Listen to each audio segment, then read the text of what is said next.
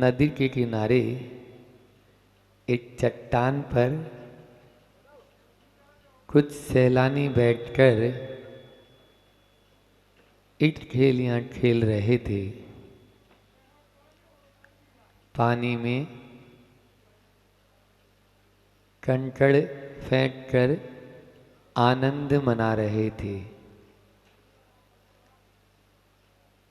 कुछ समय बाद धोबी आया, उस चट्टान पर कपड़ों को पछाड़कर धोने लगा। इसके बाद एक शिल्पी उधर से गुजरा, उसकी नज़र भी उस चट्टान पर पड़ी। संभावनाएं देखा, उठाया और ले आया अपने घर पर। तराशने लगा, धीरे धीरे धीरे धीरे करके उसमें से सारा विकार दूर कर दिया और देखा उसमें एक सुंदर मूर्ति का रूप आ गया है। जैसे ही उसमें से सुंदर मूर्ति का रूप देखा, सर्वप्रथम प्रणाम कौन ने किया? उसी शिल्पी ने जिसने उसको बनाया है। लेकिन वो बनी कैसे, ये चीज़ आपको समझ में आई? वो बनी है जब उसने प्रहार सहा है, शिल्पी के मार को सहा है, अपने आप में तपी है, तब वह प्रतिमा का रूप धारण करती है। बिना तपे कोई भी मूर्ति प्रतिमा का रूप धारण नहीं कर सकती है। आज उसी तप धर्म की बात हम सबको आप एक दूसरे से करना है। इसलिए तप के बिना कल्याण नहीं। अपनी आत्मा को परमात्मा बनाना है तो जो कर्म रूपी रज अनादिकाल से जो चली आ रही है, वह उस तप के माध्यम से ही दूर हो सकती है। पाषाणेषु यथा हेमं दुग्ध मध्ये यथा घृतं तिल मध्ये यथा तैलम देह मध्ये यथा शिव है। यह कारिका हमने 36 तप और 36 त्याग, जब 16 कारण पर आप लोगों से चर्चा की थी, तब भी हमने यह कारिका आपको बताई थी। परमानंद स्तोत्र की यह कारिका है। फिर से दोहराता हूँ। पाषाणेषु यथा हेमं दुग्ध मध्ये यथा घृतं तिल मध्ये यथा तैलम देह मध्ये यथा शिव। जिस प्रकार से पाषाण में सोना विद्यमान है, दूध में घी विद्यमान है, तिल में तेल विद्यमान है, उसी प्रकार से इस शरीर में आत्मा विद्यमान है। लेकिन उसको पहचानने की जरूरत है। जब पाषाण में सोना है, लेकिन सोने को ऐसे ही नहीं निकाला जा सकता है, उसको तपाना पड़ता है। बिना तपाए आज तक किसी भी पाषाण से सोना बाहर नहीं हो पाया है। बिना तपे आज तक कोई भी दूध घी का रूप नहीं ले पाया है। पहले दूध को जमाना पड़ता है, फिर उसके बाद में उसको मथना पड़ता है। मथने के बाद में भी अभी भी वो कच्चा है, नवनीत निकला है, उसकी मर्यादा बहुत थोड़ी बताई है। 48 मिनट बाद में वह अभक्ष्य हो जाएगा। लेकिन उसी नवनीत को जब तपा लेते हैं, तपाने के बाद में अब कोई उसका समय, कोई काल ड्यूरेशन नहीं बताया कि नहीं, जैसे अन्य पदार्थ हैं उनकी सबकी मर्यादा होती है, लेकिन घी की कोई मर्यादा, जब तक वह खराब नहीं होए तब तक आप उपयोग में ले सकते हैं। ये कब संभव हुआ? जब दूध ने तप को अंगीकार किया। बिना तपे घी नहीं बन सकता है। इसी प्रकार से तिल में तेल है, लेकिन वो तेल निकलेगा कैसे? जब तक उसको पेलेंगे नहीं तब तक तेल बाहर आएगा नहीं। इस शरीर के मध्य भी वह अप्पा सो परमप्पा परमात्मा विद्यमान है, लेकिन इस शरीर को जब तक तपाएंगे नहीं तब तक वह परमात्मा बन नहीं सकता है। यदि परमात्मा बनना है तो हमें शरीर को तपाना होगा, लेकिन शरीर मात्र तपाने से भी काम नहीं होगा। यदि आपका उद्देश्य गलत है तो वह तो मात्र ऐसे होगा जैसे दूध को तपाना है, लेकिन दूध तो है नहीं, और गैस चूल्हे पर बर्तन को चढ़ा दिया। मात्र बर्तन के तपाने से कल्याण होने वाला नहीं है। आपका उद्देश्य क्या है? उद्देश्य बर्तन तपाना नहीं, उद्देश्य है हमारा दूध को तपाना, ताकि हम उससे घी की प्राप्ति कर सकें। इसी प्रकार से हमें तप का भी उद्देश्य, नहीं तो वो बाल तप कहलाएगा। शास्त्रों में उसको बाल तप क्यों उपमा दी है? मन की निर्मलता, हमारे भीतर में परिणामों भावों में निर्मलता आना ही इस तप का उद्देश्य होना चाहिए। कषायों का निग्रह है, कषायों में कमी आना इस तप का उद्देश्य होना चाहिए। ऐसा नहीं हो कि हमने तप को तो अंगीकार कर लिया, लेकिन कषाय में कोई कमी हुई नहीं है। शास्त्रों में 12 प्रकार के तप बताए हैं। 6 प्रकार के बाह्य तप हैं और 6 प्रकार के आंतरिक तप हैं। उन बाह्य तपों को इसीलिए रखा, आचार्य समंतभद्र स्वामी ने लिखा है, कुंतुनाथ भगवान की स्तुति हम रोज प्रतिदिन करते हैं, उसमें बाह्यम तपः परम दुश्चरमाचरस्त्वं माध्यात्मिकस्य तपस परिभ्रंजनार्थम। मतलब बाह्य तपों को क्यों रखा है? वे हमारे आंतरिक तपों में वृद्धि करें, इसलिए रखा। नाम बताता हूँ। 6 जो बाह्य तप हैं, हालांकि बहुत सारे यहाँ स्वाध्यायशील जो बैठे हैं उनको तो मालूम है, लेकिन जो नहीं बैठे हैं उनको भी मालूम होना चाहिए कि 12 तप तपते हैं। अभी आपने तप का अर्घ चढ़ाया, उसमें 12 प्रकार के तपों का नाम आया, 12 प्रकार आया, लेकिन वो 12 कौन से तप हैं ये नहीं आया उसमें। तो वो ये हम बताने के लिए हम बैठे हैं।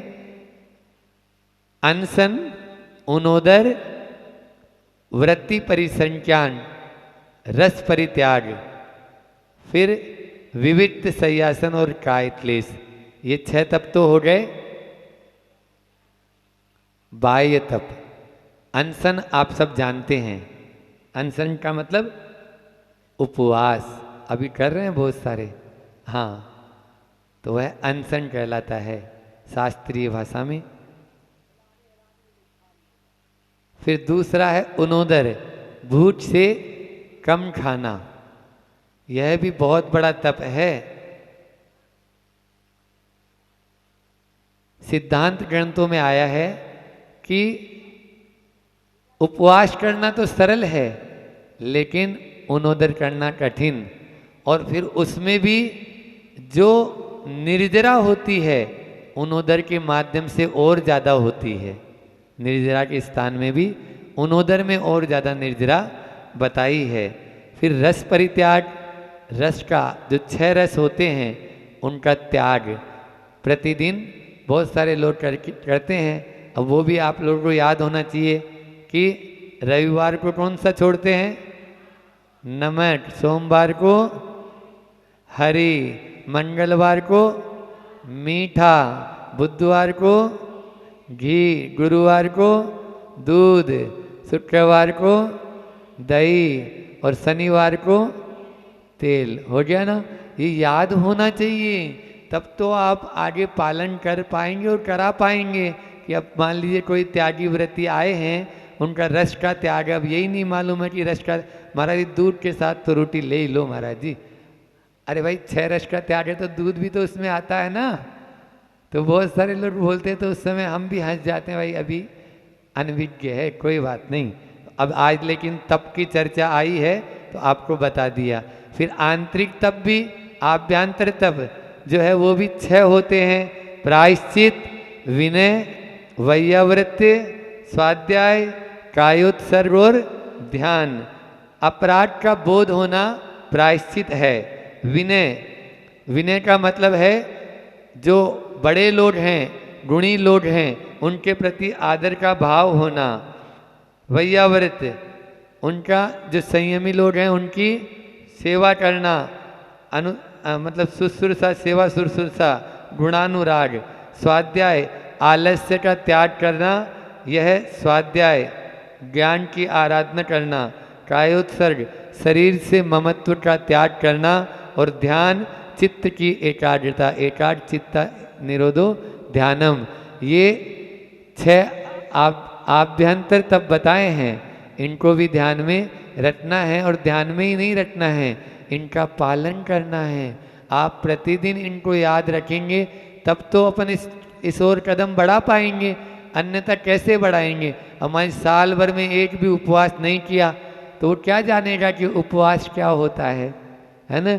विदेशी जो लोग होते हैं उनसे पूछो तो नहीं बता पाएंगे ना, उनके यहाँ तो प्रतिदिन भोजन चलता ही रहता है। इसलिए इन तपों का पालन हम करेंगे तभी। लेकिन तप का उद्देश्य बिल्कुल साफ होना चाहिए। तप हम जो कर रहे हैं तो किस उद्देश्य को लेके करना है। एक बार शिष्य जो है 12 वर्ष से साधना रत था और उसको जिस सिद्धि की प्राप्ति करने के लिए वह साधना कर रहा था वह सिद्धि हो जाती है। गुरु के चरणों में जाता है, गुरु जी 12 वर्षों से मैं साधनारत था, आज वह मुझे सिद्धि हो गई है और वह जल तरणी विद्या मुझे प्राप्त हो गई है। गुरु ने तुरंत कहा, बेटा तूने अपनी 12 साल की साधना को मिट्टी में मिला दिया। 12 साल की साधना को मिट्टी में मिला दिया। बोले क्यों? 2 पैसे के पीछे तूने 12 साल खो दिए। अरे 2 पैसे किसी नाविक को देता, वो तुम्हें इस पार से उस पार छोड़ देता। यदि यही 12 साल तुम भवतरणी विद्या के लिए लगाता तो तुम्हारा बेड़ा पार हो जाता। तुमने जल तरणी विद्या के लिए लगाया, इसलिए यह सक्सेस नहीं है, सफल नहीं है। इसलिए तप हम किस प्रकार से करें? तप तो तपते हैं, लेकिन वो उद्देश्य हमारा गलत है। यदि उद्देश्य गलत है तो उसका फल भी गलत होगा। और बिना तपे आप लोग, फसल होती है, किसान होता है तो किसान फसल को पकाता है। कुछ लोग जो है ना, जिनके भीतर में भय होता है तो वो सोचते हैं कहीं पानी न गिर जाए तो कच्ची फसल निकाल लेते हैं। मतलब थोड़ा ही दाना आया अभी और वो निकाल लेते हैं। अब एक तो दाना पतला है और दूसरा वो दाना टिक भी नहीं पाएगा, वो मरियल है, मतलब उसमें जल्दी से घुन पड़ जाते हैं, क्योंकि वो पहले टाइम के पहले निकाल लिया ना, अभी वो तपा नहीं है। इसलिए आप लोग समय से पहले धीरे धीरे रे भला धीरे सब कुछ होए और माली सींचे सो डरा ऋतु आए फल होए। लेकिन करें क्या, आजकल फास्ट का ज़माना है और हर चीज़ फास्ट करना चाहते हैं, उसमें गड़बड़ हो जाता है। जो रोटी चूल्हे पे या सिगड़ी पे सिकती है, अच्छे से तपती है, उसका स्वाद और उसकी गंध अलग होगी। और जो आपने तुरंत गैस पे से निकाल ली है या हाई उसको चलाया है तेज पे, तो वो उसमें ठीक नहीं है। इसलिए आज तप के दिन इस चीज़ को भी याद रखना है कि तपना है तो वो कैसे तपाना है, उसको सही प्रक्रिया से करोगे तो आपको वो लाभप्रद होगा, अन्यथा वही चीज़ हानिप्रद हो जाएगी। तो वह जो तप हम कर रहे थे तो उस तप को किस यानी वे में लेना है, उसका उद्देश्य क्या है। यदि वह फसल पूर्ण रूप से यदि पकी नहीं है और कच्ची निकाल ली है तो क्या वह काम लेने के योग्य होगी? नहीं होगी। और एक वही किसान यदि धूप में जब गेहूं आते हैं तो उस समय धूप में जब वह तप गया है और उस तपने के बाद में जो गेहूं का दाना निकालेगा, यहाँ तो आपके मंडी बामोरा का गेहूं तो फेमस है, इस तरफ का तो इस एरिया में विदिशा है, मंडी बामोरा बासोदा है, इनके तो ये बम्बई वाले बता रहे थे यहाँ के नाम से वहाँ पर बिकता है। आप लोग तो यहाँ बैठे हैं, मुझे इन लोगों ने बताया कि महाराज जी इसी एरिया का गेहूँ सबसे महंगा और सब लोग पसंद करते हैं। क्यों नहीं करेंगे? क्योंकि वो तपा हुआ है, तपता है, तभी ही उसमें दाना भी अच्छा आएगा और उसमें वजन भी, आचार्य श्री बोलते ना ऐसे करके बताते हैं कि वजन भी उसमें अच्छा रहेगा। इसलिए तपे बिना, आम है ना, आम तो आम जब तक कच्चा है तो कठोरता है, ठीक है ना, गंध भी नहीं है और रस भी उसमें खट्टा है। लेकिन जब वही तप कर तैयार हो जाता है तो बोलो, उसकी गंध से ही आप लोग बहुत उसके फलों का राजा बोलते हैं, उसके पास चले जाते हैं और उसको सब लोग प्रिय करते हैं। क्यों? क्योंकि अब उसकी गंध जो पहले सुगंध नहीं थी, अब वो फूटने लगी है, उसके भीतर से उठने लगी है उस सुगंध के लिए। और जो स्वाद खट्टा था वो अब मीठा हो गया और जो स्पर्श कठोर था अब मुलायम हो गया। तप के द्वारा ही अपने इस कठोर पने को मुलायम पने में बदल सकते हो। यदि आपको मुलायम होना है तो पहले तपना होगा उस आम की तरह, अन्यथा हम मुलायम नहीं हो पाएंगे। इसलिए अपने आप को तपाओ, तप से मत डरो। मेरा प्रिय दुआ है जो आचार्य श्री द्वारा रचित है, तन मिला तुम तप करो, करो कर्म का नाश, और रवि शशि से भी ज्यादा है तुम में दिव्य प्रकाश। तन मिला, ये तन मिला है ना, इसके प्रति इतना ज्यादा आसक्त मत हो, इसके प्रति इतना ज्यादा मोहित मत हो। इससे जितना मोह रखोगे ना उतना ही, क्योंकि बिना तपे आज तक कभी देखो, जो मिट्टी, उस मिट्टी में पानी मिलता है तो दलदल मचता है, कीचड़ हो जाता है। जो मिट्टी पानी के कारण दलदलित हो रही थी, पद दलित हो रही थी, पाँव में रूंधी जा रही थी, वही मिट्टी जब अग्नि परीक्षा दे देती है ना सीता की तरह, अब उस पानी को भी अपने भीतर धारण करने की शक्ति ले आती है। इसलिए तपे बिना तो माटी में भी जो है ना जल धारण की शक्ति नहीं आएगी। आप भी जिस माटी को पाँव के तले रोंद रहे थे, अब उसको सिर पर रखकर हे स्वामी नमोस्तु नमोस्तु नमोस्तु बोलते हैं। मूठ माटी पढ़ लेना, और उस मूठ माटी में यही है शुरू से अंत तक कि माटी ने अपना किस तरह से बलिदान दिया, किस तरह से उसने जो है ना उस कुमार के लिए सर्वस्व समर्पण कर दिया। तब जाकर उसके अंदर में वो स्वर्ण, जो स्वर्ण का कलश है ना, कलसियाँ वहाँ पर बोलते हैं कि वो कलसियाँ जो है ना बोलती है कि तुम मुझे नहीं ले रहे हो सेठ जी, और इस मिट्टी के कलश को अपने सिर पर धारण कर रहे हो। तब वो सेठ जवाब देता है कि इसने जो सहा है, इसने जो तप किया है वो तुमने नहीं किया है, इसलिए मैं इस माटी के कलश को, आज भी देख लीजिए हर मांडलिक कार्य में सबसे पहले कलश को रखा जाता है, और वो भी मिट्टी का हो तो सर्वश्रेष्ठ माना जाता है, सर्वश्रेष्ठ। इसलिए माटी की तरह हमको बनना है, उस मूठ माटी की तरह बनना है, तभी ही हम भी उसकी तरह अपने सिर पर धारण करने योग्य हो पाएंगे। हम क्या करते हैं, दूसरे के सिर पर बैठना तो चाहते हैं, लेकिन ऐसा काम नहीं करते हैं जिससे वो हमें सिर पर बैठाए। सुन रहे हो? हम दूसरे के सिर पर तो बैठना चाहते हैं, लेकिन ऐसा काम नहीं करते हैं जिससे वो सिर पर हमें बैठाए। यदि आप तपेंगे अपने आप को तपाएंगे तो निश्चित रूप से हर व्यक्ति आपको सिर पर बैठाने के लिए लालायित रहेगा। और यदि आप तप को अंगीकार नहीं करेंगे तो आप दूसरे के सिर पर बैठना भी चाहेंगे तो तुरंत दूर फेंक देगा आपको या नीचे उतार देगा। इसलिए आज तप धर्म के दिन हम इसी बात का संकल्प लें कि ये जो 12 तप हमने बताए हैं, शास्त्रों में उल्लेखित आचार्यों ने किए हैं, उनको हम अपने जीवन में भले धीरे धीरे करें। ऐसा भी नहीं है कि आप बहुत तेजी से चलें। हम तो ये कहते हैं कि उसके प्रति आपका श्रद्धान भी हो गया, यदि एक बार रुझान भी हो गया तो भी आपका निश्चित बेड़ा पार हो जाएगा। ठीक है, शारीरिक दृष्टि से अभी हम मान लीजिए नहीं कर पा रहे हैं, लेकिन भावनात्मक तो उससे जुड़ ही सकते हैं, भावों के रूप में तो हम कर ही सकते हैं। आज बहुत सारे लोगों ने यहाँ पर भी उपवास को अंगीकार किया और भी कर ही रहे हैं 10-10 दिनों के। तो ये सब उसी तप के प्रति श्रद्धान का परिणाम है।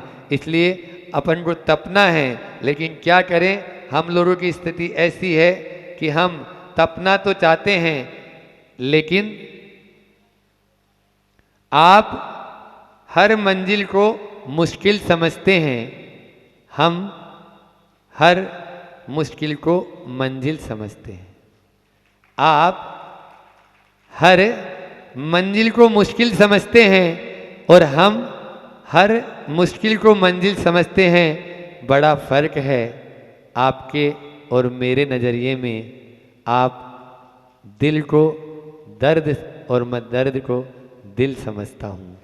बड़ा फर्क है आपके और मेरे नज़रिए में। आप दिल को दर्द समझते हैं और हम दर्द को दिल समझते हैं। इसीलिए तो यहाँ बैठे हैं।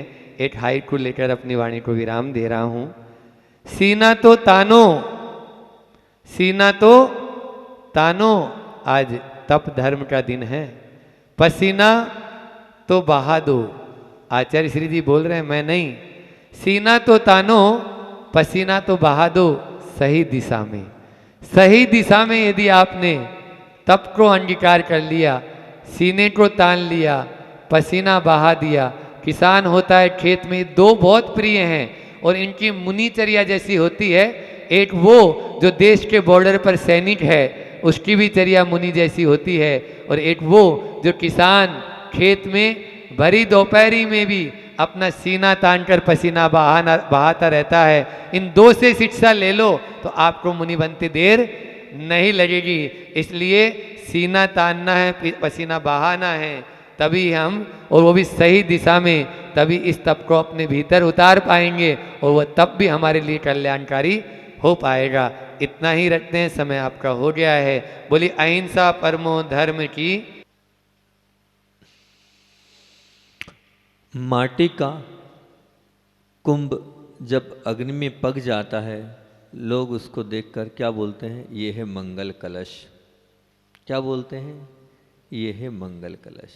वो मंगल कलश शोभायमान होता है आपके मस्तक पर, और मस्तक पर तो होता ही है। हर मंगल कार्य के पहले उसे याद किया जाता है और उसे रखा जाता है, उसे मंगल कलश कहते हैं। उस मंगल कलश को देखकर वो पद्दलित मिट्टी जलती है, जलते हुए कहती है कि मेरा भी पंथ वही है, मेरा भी वंश वही है, और उस मंगल कलश का वंश भी वही है, लेकिन उसको पूजा जा रहा है। और हंसते हंसते सब कुछ सहती गई मैं। फिर उसके बाद छानने के बाद तो और बुरी गत कर दी। भर ठंड में मुझे पानी में गला दिया गया और ठंड के अंदर मैं फूल गई। उस ठंड को भी मैंने सहन किया। फिर उसके बाद की कहानी और सुनोगे तो बोले मुझे चाक पर घुमाया गया, मैं चक्कर खा कर गिर रही थी, कोई बचाने वाला नहीं था, वो तो कुमार घुमाया जा रहा था, सहन करती गई। और फिर उसके बाद जो मेरे अंदर जो जलीय अंश बचा था उसको धूप में रखकर सुखाया गया। उस कड़कती धूप में भी मैंने उफ नहीं किया। अभी भी मेरी परीक्षा की कोई घड़ी कम नहीं हुई। अब तो और कठिन परीक्षा देनी पड़ी मुझे। क्या हुआ? बोले अग्नि में मुझे तपाया गया, वो जो कालापन था खत्म हो गया, उस अग्नि से मेरे अंदर लालपन आ गया। इतनी तपस्या करी है तब जाके आज मैं मंगल कलश का रूप धारण कर पाई हूँ। अगर आपको भी ऊपर उठना है मंगल कलश की तरह, तो अपने जीवन में तप को अंगीकार करना पड़ेगा, तपस्या को अंगीकार करना पड़ेगा, तभी आप अपने जीवन को मंगलमय बना सकते हो। तपस्या मनुष्य की ऐसी शक्ति है जिसके बल पर वो साधारण से असाधारण बन सकता है। साधारण तो आप सभी हैं, परंतु असाधारण कौन बनता है? जो साधारण से ऊपर उठा है वो असाधारण बनता है। जब आप ऐसी तपस्या करोगे तब आप असाधारण बनोगे। अंतरंग की बुराइयां और विकृतियों को खपाने का नाम ही सच्चा तप है। अंतरंग की बुराइयां और विकृतियों को खपाने का नाम ही सच्चा तप है। जब भी तप की बात होती है तो आप ध्यान देते हो उपवास किसने किए, इस पे ध्यान देते हो, वृत्ति परिसंख्यान किसने किया उस पे ध्यान देते हो, अरुणोदय किसने किया उस पे ध्यान देते हो। ठीक है, इसकी भी अपनी एक कीमत है बाहरी तप की, लेकिन भीतरी भी तप है। भीतरी तप क्या है? मैं दूसरी तरीके से भीतरी तप की बात कर रहा हूँ। जिसका मन निर्मल है वो भीतर तप कर रहा है, जिसके अंदर से मलिनता निकल गई है वो भीतरी तप कर रहा है, जिसकी विकृतियां दूर हो गई है वो भीतरी तप कर रहा है और अपनी विशुद्धि को उद्घाटित करते जा रहा है। ये भीतरी तप है। वो सोना तपता है, तपने के बाद ही उसकी अंदर की जो कालिमा है वो अलग होती है, उसके पहले नहीं होती, उसके पहले बिल्कुल नहीं होती। तो तपना पड़ेगा। तप रहे हैं यहाँ पर, महाराज जी ने भी कहा बहुत उपास कर रहे हो आप, बहुत अच्छी बात है, अनुमोदना करना है हमें। हम नहीं कर पा रहे कोई बात नहीं, लेकिन जो कर रहा है उसकी अनुमोदना करो, उसकी प्रशंसा करो, उसको कहो आपने बहुत अच्छा काम किया है, आपने 10-10 उपास किए। करें, बहुत सारे लोग हैं ना 10 उपास वाले, बहुत अच्छी बात है। उसकी अनुमोदना, उसकी प्रशंसा हमें करना चाहिए, उसको प्रोत्साहित करना चाहिए, क्योंकि तप की महत्ता है, तप की कीमत है। लेकिन जो लोग उपवास कर रहे हैं, मैं उनसे कहूँगा कि उस प्रशंसा में आप मत आना। आपने उपवास किया है अपनी आत्मा में वास करने के लिए, अपनी आत्मा की निकटता के लिए। तो आप उपवास कर रहे हो अपनी आत्मा के निकटता के लिए। विचार करना, अपने मन को टटोलना कि मैं कितना अपनी आत्मा तक आ पाया हूँ, मैं कितना अपनी आत्मा तक आ पाया हूँ। शारीरिक भूखे रहने का उपवास नहीं है, अंतरंग में धर्म को उतारने का नाम उपवास है। अगर आपके पास वो विशुद्धि बढ़ी, आपकी आत्मा धर्म की ओर आकर्षित हुई, तो समझना आपका उपवास करना सार्थक है, अन्यथा कोई मतलब नहीं है। एक आसन कर कर भी धर्म ध्यान हो सकता है। आप अगर एक आसन कर रहे हैं लेकिन अंतरंग परिणामों में निर्मलता है, तो वो उस 10 उपवास से बढ़कर है। इसलिए उपवास, 10 उपवास जिसने किए, 5 उपवास जिसने किए, 3 उपवास जिसने किए, सबको हमारा आशीर्वाद है। लेकिन अपने मन को संभाल के रखना। मन की तपस्या और महत्वपूर्ण है शरीर के उपवास की अपेक्षा से। तो मन की तपस्या कब होगी? जब हम मन में सहजता, सरलता और निर्मलता रखेंगे, अन्यथा नहीं। आप चाहते हैं महाराज जी हम भी तपस्वी बन जाएं, बन सकते हैं आप तपस्वी। कैसे कैसे बन सकते हैं? आप अगर चाहें तो पूरे जीवन भर तपस्वी बन सकते हैं। रात्रि में आप चारों प्रकार के अन्न जल का त्याग कर दो। अगर रात्रि में आपका अन्न जल का त्याग हुआ तो 12 महीने में 6 महीने तो आपके उपवास में चले गए। आप एक महान तपस्वी बन सकते हैं, और बन सकते हैं, ऐसी कोई बात नहीं है। अभी लगभग यहाँ जितने बैठे हैं सभी लोग 10 दिन के लिए किसी ने रात में नहीं खाया पिया हुआ। बताओ, खाया पिया किसी ने? नहीं खाया पिया रात में, सभी का त्याग था ना। जब हम 10 दिन यहाँ पर रहकर एक आसन कर सकते हैं, शाम को जल आदि ले सकते हैं, बार बार हमने मुंह को झूठा नहीं किया, और रात्रि में तो सोचा भी नहीं, खाने की तो बात दूर सोच। जब 10 दिन हो सकता है तो हमेशा क्यों नहीं हो सकता? जब 10 दिन हम फॉलो अप कर सकते हैं तो हमारे पूरे जीवन में क्यों नहीं इस चीज़ को उतार सकते हैं? हम भी तपस्वी बन सकते हैं। मन में धारणा हो बनने की, मन में विचार हो बनने का, तब आप तपस्वी बनोगे। अपने मन को डाइवर्ट कर दो, घुमा लो तो आप बन जाओगे। लेकिन नहीं, आप तो नियम लेते हो, उसके पहले रास्ते ढूंढते हो, गली ढूंढते हो, जैसे एक व्यक्ति इंजीनियर के पास पहुंचा नक्शा बनाना, उसने कहा बहुत सुंदर नक्शा बनाया। नक्शा बनाने और देखा, उसने कहा क्यों ये चुएगा कहाँ से? बोले भैया अभी तो नक्शा बना। बोले नहीं, सुना है नया मकान चूता हैगा, वैसे ही आपकी स्थिति है। नियम लिया नहीं महाराज जी, अगर वो हम बाहर गए तो क्या करेंगे, हम ऐसा करा तो क्या करेंगे? पहले से गली, पहले से छूट, पहले से ऐसा आप सोच रहे हो। जो व्यक्ति इतने बुज़दिल होते हैं वो आगे नहीं बढ़ पा रहे। अरे जो होगा सो होगा। मैं उनसे कहता हूँ कि वही व्यक्ति नियम पाल सकता है जो कठिन परीक्षा देने को तैयार हो। नियम से मतलब क्या आएगा? तैयार हो, फेस करो, आएगा ऐसा समय आएगा, उसमें समता रखना है। और उसमें समता रखी तभी तो उसका फल होगा। तपस्या का नाम क्या है? तपना। अब तपने का आपको मौका मिला, छूट गया आपका शाम का, और रात में नहीं करना है। पर नहीं, अब आप उसमें गली देख रहे हो, बाहर जाके खा रहे हो। बामोरा का त्याग है, अपन बाहर चल के कर लेते हैं। नहीं, वो व्यक्ति तप नहीं सकता है। जिसके मन में ऐसी धारणा हो वो आगे नहीं बढ़ सकता है। शक्ति तस त्याग आगम में आया है। शक्ति को नहीं छुपाओ, आपके अंदर अपार शक्ति है, बस उस शक्ति को जगाना है आपको। ऐसा कोई भी यहाँ बैठा व्यक्तित्व नहीं होगा जो नहीं कर सकता है, बस वो छुपा के रखाएगा। अपनी शक्ति को बाहरो, अपनी आत्मा का अपार बल है उसको ऊपर लाओ, वही सच्चा तप है। आचार्य उमा स्वामी कहते इच्छा निरोध तप, मतलब इच्छा का निरोध करना ही तप है। इसलिए अपनी इच्छाओं का दमन करो, अपनी भावनाओं का दमन करो, वो बहुत बड़ा तप है। इच्छा सब प्रकार की हो सकती है, जरूरी नहीं है कि इच्छा में मतलब उपवास ही हो रहा है। हर प्रकार जहाँ जहाँ आपकी इच्छाएं हैं, विषयों के प्रति जो इच्छाएं, उनका निरोध करना वही तप है। लेकिन वो तप कौन करता है? तपस्वी वही होता है जो मनस्वी होता है। तपस्वी वही होता है जो मनस्वी होता है। मनस्वी का मतलब तो बताओ महाराज।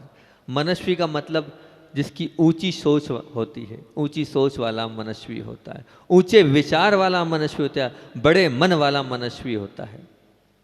जिसका मन कमजोर होता है वो कुछ नहीं कर पाता है, वो सोचता ही रह जाता है, करूँगा करूँगा करूँगा, पूरा जीवन सोचते ही सोचते निकाल देता है। नहीं, बड़ा मन, बड़े विचारधारा, ऊंची सोच जिसके जीवन में होती है वही मनस्वी होता है, वही आगे बढ़ सकता है।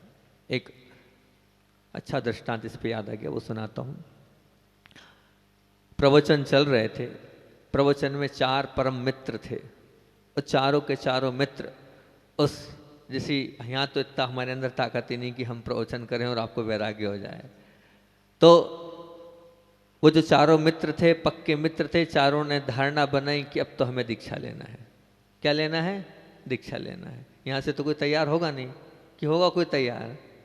तो उन चारों परम मित्रों ने धारणा बना ली कि हमें दीक्षा लेना है, और अब तो जाकर नारियल चढ़ाना है। कहाँ नारियल? आचार्य के पास जाकर, तिलवारा घाट में। ऐसे 4 परम मित्र थे, चारों ने निर्णय किया, बहुत अच्छी बात है कि चारों की संज्ञाएं मैं देता हूँ। वो क्या है? एक मित्र मोम के समान है, एक मित्र लाख के समान है, एक मित्र काष्ठ लकड़ी के समान है, और एक मित्र मिट्टी के समान है। चारों मित्र की उपमाएं मैंने दी है। मोम वो होता है जो थोड़ी सी अग्नि लगी, अग्नि के पास पहुंचाने की पिघल जाता है। लाख वो होता है थोड़ा ज़्यादा पास में ले जाना पड़ेगा तो लाख पिघल जाएगा। लकड़ी वो होती है कि उसको रखना पड़ेगा, पिघल जाएगी। और मिट्टी वो होती है कि जितना आप उसको अग्नि पे रखोगे वो उतनी और ठोस होती चली जाएगी, और पावरफुल होती चली जाएगी। वो मिट्टी का जो घड़ा है ना, वो ऐसे ही तो बनाएगा, अग्नि परीक्षा दी है उसने। तो ये चारों ने पक्का निर्णय लिया और पंडाल से बाहर हुए। बाहर होते ही, अब बाहर हुए, निर्णय लिया है तो लोगों में मालूम पड़ गया। अभी वो बाहर निकले ही नहीं थे कि उसके मिलने जुलने वाले समझाते, अरे तू लेगा दीक्षा हैं? तेरी क्या औकात कि तू दीक्षा लेगा? 100 चूहे खा के बिल्ली हज को चली। अरे पहले तपस्या करके तो देख ले, सहज है क्या भूखा रहना? केसलोच करना ऐसे ही हो जाएगा क्या? पहले 4 बाल उखाड़ घर में रह के फिर आगे बढ़ना। वो घबरा गया, जरा सी आँच आई नहीं, जिस जरा सा किसी ने मोटिवेट की जगह डिमोटिवेट किया, वो पीछे बोले अभी रहने दो, मैं थोड़ा सा तपस्या कर लेता हूँ। वो कैसा था? मोम की तरह था। वो पीछे हट गया लोगों के कारण। यहाँ बहुत से लोगों के भाव हैं, हमें आगे बढ़ना है, अगर तुमको आहार आज अचाई है तो कीमत है, बाद में कुछ नहीं होगा तुम्हारा, अलग अलग एक्सक्यूज देंगे आपको, अलग अलग बात। ऐसा ही थोड़ी होता है, सरल सहज है क्या तपस्या करना? विचार कर लिया, आज तक अपने परिवार में से कोई ने कुछ किया है जो तुम कर लोगे? बस अब सब दबा रहे हैं, दब गया भैया वो। उन्होंने कहा ठीक है, पहले यहाँ करो, कुछ करो, एकदम चल दिए, एक आसन का नियम लो, ये करो, फिर हम समझेंगे। हाँ, वो दूसरा वो हो गया, वो लाख के समान था। थोड़ी आग लगी, थोड़ा बहुत समझाया, वो मान गया। अब आप अगर मानते हो इसे तो आप अपने आप को लाख के समान मानना। फिर तीसरे व्यक्ति घर पहुंचा।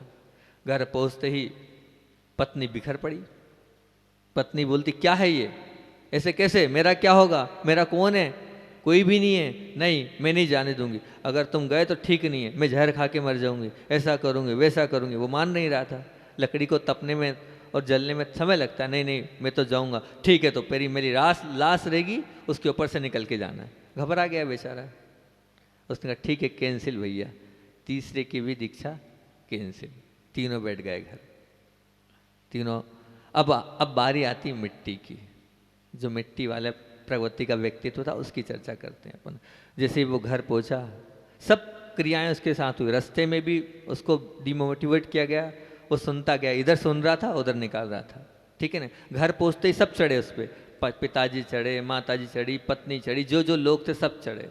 वो सबको बोलता है बहुत अच्छी बात है, आप लोग मुझे फंसाने के चक्कर में हो और आप लोग मुझे रोकने के चक्कर में, मुझे नहीं रुकना और मुझे कोई रोक नहीं सकता है। मेरी आत्मा स्वतंत्र है, मेरा कर्तव्य था, मैंने सब कर्तव्य करे, मैंने अपने बच्चों की शादी कर दी है और जितना पैसा मेरे पास है उससे मेरी पत्नी का आराम से आगे तक का जीवन कट जाएगा। आपका मेरा ऐसा कोई अनुबंध नहीं है कि मैं आखिरी तक आपका साथ दूं और आपको तो मेरे साथ चलना चाहिए। आप जब मैं इतने अच्छे परिणाम के साथ हूँ तो आपको भी आर्य का दीक्षा लेनी चाहिए, आप भी मेरे साथ आगे बढ़ो, पर मैं पीछे नहीं हटूंगा। जिसको जो करना है सो करे, मेरा जो निर्णय है वो अडिग है, मैं बदलूंगा नहीं अपना निर्णय।